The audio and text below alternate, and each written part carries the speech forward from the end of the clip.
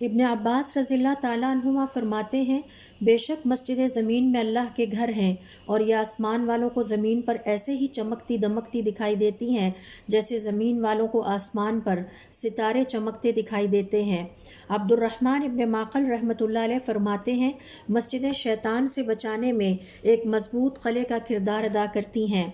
حافظ ابن رجب رحمۃ اللہ علیہ فرماتے ہیں، مسجدوں کو آباد کرنے والے بن جاؤ، اور آباد کرنے سے مراد یہ ہے کہ مساجد میں نمازیں ادا کی جائیں، ذکر اور تلاوت کا اہتمام کیا جائے، اعتکاف اور دین کا علم سیکھنے اور سکھانے کے لیے مساجد میں وقت گزارا جائے۔ ابن رجب رحمۃ اللہ علیہ فرماتے ہیں، مساجد میں وقت گزارنا گناہوں کے کفارے کا ذریعہ ہے۔ امام بغوی رحمۃ اللہ علیہ فرماتے ہیں، 4 مساجد ایسی ہیں جنہیں انبیاء نے تعمیر کیا: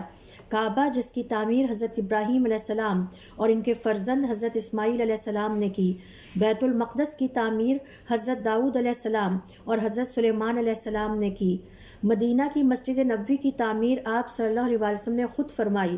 مسجد قباء کی تعمیر کا شرف بھی آپ کو عطا ہوا۔